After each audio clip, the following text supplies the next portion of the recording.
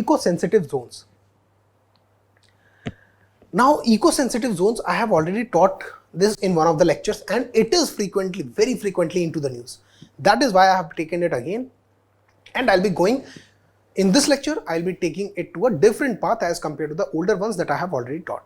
You can go through the playlist, if you find eco-sensitive zones, if you search eco-sensitive zones, you will understand, you will get a video by my name, and you will try to, you should try to understand that. Supreme Court questions the plea against Gargial and Kasturi Rangan committee's reports. What is the news?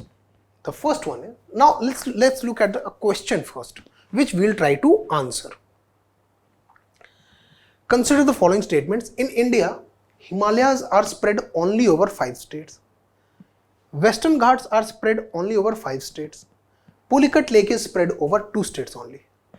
This is the question. See, why it is very important to read or to understand these concepts very minutely. The question was asking about the extension of these specific areas into how many states. Okay, a direct mapping question, right? So Himalayas are spread over 5 states. If we start counting, J&K, Uttarakhand, Himachal Pradesh, Uttar Pradesh, right? Some foothills of Himalaya, right? If we exclude Uttar Pradesh, then also Sikkim, okay, then Arunachal Pradesh, right, and then Himalayas extension, right, into Mizoram, Manipur, right. So that means the first statement is absolutely not correct. Then Western Ghats are spread over 5 states. Very confusing statement. One can clearly think of Western Ghats start from Gujarat, southern Gujarat, right, then Maharashtra, then Goa, then Karnataka, and then Kerala. So one can think, yes, that is correct. But what you forget is, actually Western Ghats are also into Tamil Nadu, the Nilgiri ranges, right? So there are not only 5 states, there are 6 states in which Western Ghats extend. And now the Pulicat Lake is spread over 2 states only. If you eliminated 1 and 2, the clearly answer should be 3. Okay? Odisha and Andhra, right? Pulicat Lake is between Odisha and Andhra. So this one is correct. The answer is 3. Now look at the important. Now this question was actually asked because there was a lot of buzz around the Kasturi Rangan committee at that time. It was asked around 2018 or 2019. But you can clearly see how UPSC is asking questions from the very important topics that are currently in news. The Supreme Court, what happened was, there is one farmers association, which filed Krishak Shabdam. The association name is Krishak Shabdam. It filed in 2018, basically Government of India released a notification notifying eco-sensitive zones in the Western Ghats, based on the recommendations of Kasturi Nangan committee, right? In 2018 itself, this Krishak Shabdam, that organization from Kerala, filed a writ petition in Supreme Court, okay, a writ petition in Supreme Court through the PIL, Public Interest Litigation, right? And it challenged the Madhav Gadgil committee and K. Kasturi Rangan committee's reports demarcating an area of 56,825 square kilometers into 6 states as Western Ghats ecologically sensitive areas. That means these committees, Madhav Gadgil committee and K. Kasturi Rangan committees, they demarcated this amount of area in the Western Ghats as ESZ, ecologically sensitive zones. And this classification or demarcation was being challenged by Krishak Shabdam. The petition was filed in 2020, okay, after 4th draft notification in 2018.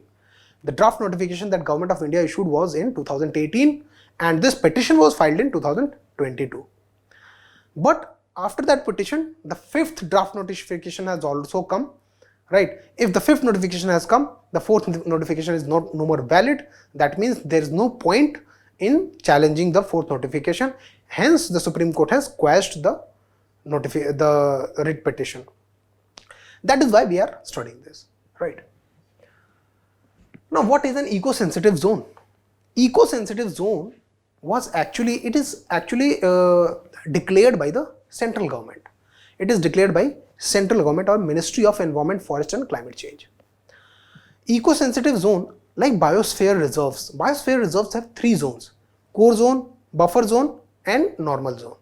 Core zone is such a protected area which cannot be, the land use cannot be diverted for any purpose other than some specified research, because core area is inviolable. Core area of a biosphere reserve is inviolable in the sense that it is the primary habitat of the specific animal, and hence it cannot be violated at any cost. It can only be used for some specific research purposes on that specific animal, or biological research, zoological research. That also needs permission from the warden of the forest. That is the core zone. Buffer zone has some kind of relaxation, right? In that relaxation, animal grazing and all these habits, activities are allowed, which do not lead to pollution first of all, which do not lead to over intervention in the core zone, right? And then the normal area, which is normally being used. Okay. So like core zone, what a new concept was evolved in the National Wildlife Action Plan of 2002 to 2016, which said that the state government should declare such areas under EPA 1986. Which areas? The area around a protected area. Protected area means a national park or a wildlife sanctuary. For example, this is a national park or wildlife sanctuary. An area 10 kilometer around this area. Okay? So this should be 10 kilometer. An area of 10 kilometer around this area should be declared eco-sensitive zones. Actually, it is declared by Union Ministry of Environment, Forest and Climate Change, but the assessment is sent by state government, right? So this is decided, this should be declared as eco-sensitive zone. This is what this policy talked about. Now, it is very important to understand, and it is very confusing as well, which law empowers this union government to declare eco-sensitive zone. The options are Wildlife Protection Act 1972, Forest Conservation Act 1980, Environmental Protection Act 1986, and then none of the above. One can clearly think, since it is for protection of animals, the right answer should be either Forest Protection Act or the Wildlife Protection Act. But the fact is, it is under Environmental Protection Act 1986, because EPA 1986 empowers the union government to issue any kind of directions which may be required for protection of the environment. And using those powers, union government implements these rules. So see, this 10 kilometer area is a convention, but it can be varied also. It can be decreased and increased as well. Okay. So 3 important committees were formed, constituted to declare eco-sensitive zones in Western Ghats. The first one is Kasturi. Actually, the first one was Gadgil Committee. Okay, in 2010, it was formed in 2010. Then came Kasturi Nangan Committee, and then Women v Women Committee. Women v Women Committee, it was constituted by the then Chief Minister of Kerala, Umen Chandi. He constituted a committee to look into these committee recommendations, right? Because these committee recommendations were fiercely opposed by the people of Kerala, right? Now, activities that are allowed and which are prohibited and allowed under the eco-sensitive zone. Prohibited, of course, the industries that cause pollution, commercial mining, sawmill, hydroelectric project, commercial use of wood, tourism, discharge of effluents or any solid waste. These are prohibited. You need to very clearly understand that. Okay. The second one is regulated. Felling of trees, establishment of hotels, resort, commercial use of natural water, erection of electrical cables, drastic change of agriculture system. Okay. These are regulated. These are not prohibited, but these are regulated in that specific area. That means you will have to take permission. Allowed mein, you don't have to take permission from anyone.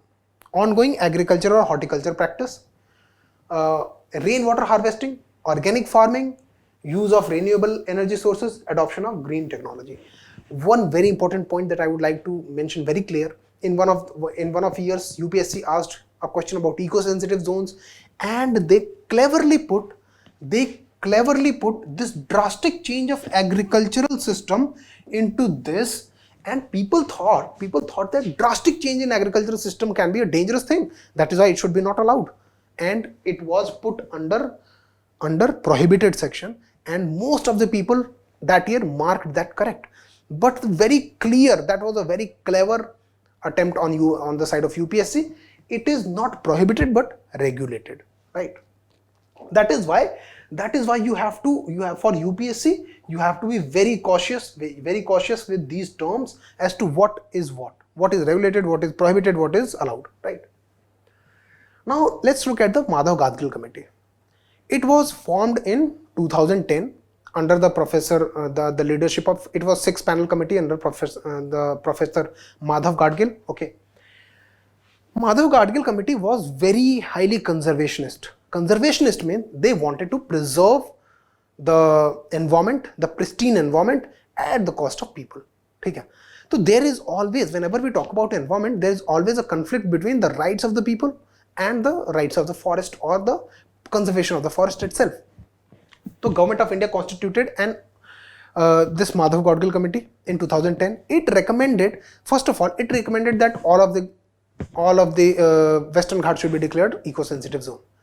Then it made a classification that 142 taluks in Western Ghats, the whole Western Ghats in the 6 states, should be classified into ESZ 1, 2 and 3, and certain kind of activity should be allowed in 1, certain kind of activity should be allowed in 2 and 3, right? Depending upon the severity of that specific zone. Okay. So indefinite moratorium on new environmental clearances for mining purposes in ESZ 1 and 2, because ESZ 1 and 2 were very highly sensitive zones. Okay. So to preserve them, it said that indefinite moratorium, that there should be no new mining leases should be granted in these ESZ 1 and 2. Recommended that new dams based on large scale storage be permitted should be not permitted in ESZ 1. That it should not, no new dam with large storage facility, because dams create environmental problems by submerging a lot of area, right? So it should not be allowed in ESZ 1. No new polluting industries in 1 and 2, and it suggested formation of Western Ghats Ecology Authority. Okay, Western Ghats Ecology Authority, it should be a statutory authority which enjoys the powers under the Environmental Protection Act 1986. So these were the recommendations of Madhav Gadgil Committee, who was very conservative in his approach. He wanted to be a conservationist. He overlooked the rights of people residing in these forests. Then came, none of the recommendations of Madhav Gadgil Committee were accepted, and a new committee was formed in 2012. It was Kasturi Nangan Committee. Kasturi Nangan Committee was formed in 2012, where the whole Western Ghats was classified as an eco-sensitive zone by Madhav Gadgil Committee. Only 37% of it was classified as eco-sensitive zone in Kasturi Rangan Committee. And moreover, it classified 60% of Western Ghat as cultural landscape with human settlements, okay, and agricultural plantations. Okay. It declared 60% of it as cultural landscape, right? And remaining area was termed as natural landscape. There was a distinction made that cultural landscape means the places where human intervention has been present for all the time, and we need to accept them, right? Whereas the 40% of the remaining area was termed as biologically rich natural landscape. Okay. Biologically rich natural landscape which needs highest consideration for preservation. Mining, quarrying, sand mining, thermal power projects, township or area development projects were banned under these biologically rich areas, okay, natural landscape. Hydroelectric power projects were based only at those places where there have been ecological flow of 30% and were restricted otherwise, right? Orange category industries, like red category industries, are highly polluting industries. They cause a lot of damage to environment.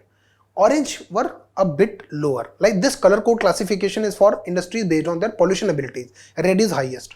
Okay. Orange category industries, food processing industry were allowed to open, but they need to employ such technology that their environmental harm is minimized. Okay. It also, very important point was extension of entry 20 of the current list economic planning to the concerns of extension of 28 concurrent list to consider environmental planning like entry 20 of the concurrent list, which is about economic planning, it should also include environmental planning. That is what it was advised. And then it also made pro-farmer. See, Gardigal committee did not make any pro-farmer or plantation related issues. It said that they should all be done away with. But Kasturi Nangan committee, on the other hand, it made pro-farmer recommendations, including the exclusion of inhabited places and plantations from eco-sensitive zones. Okay? So these had to be included so that the farmers and the plantations that were already existing, they are not uprooted. Right? So Kasturi Rangan committee was liberal in its approach as compared to the Gadgil committee. But there was still a lot of conflict between the recommendations of Kasturi Rangan and Gadgil. Then the Chief Minister of Kerala, then Chief Minister Umen Chandi, he constituted a committee and he recommended the abolishment of Kerala Land Act 2003. Kerala Land Act 2003 actually empowered the state government to take over the lands which were under the eco-sensitive zones, which were ecologically in the ecologically fragile areas, EFAs, environmentally fragile areas. Report had recommended that plantations and inhabited areas in Western Ghat be kept out of ESA, right? He also says that sand can be mined from the dams and reservoirs after holding sand auditing. Sand auditing means if we determine how much of sand is present, then and that point, if we make a determination that we can mine sand without affecting the environment, then sand mining should be allowed. As opposed to the Kasturi Rangan committee and of course the Gadgil committee recommendation, it directly, of course, any kind of mining clearances were not granted in the Madhav Gadgil committee. So I hope you understood that. And now why the Supreme Court has quashed the plea, because the government has already issued the 5th draft notification. This plea was filed in challenge to the 4th draft notification. Okay. So I hope you understood that. If you have any questions regarding that, very important part, very important question can be formed from this section. If you have any question regarding that, kindly ask me in the comment section. I'll be taking up your comments as queries in the next lecture.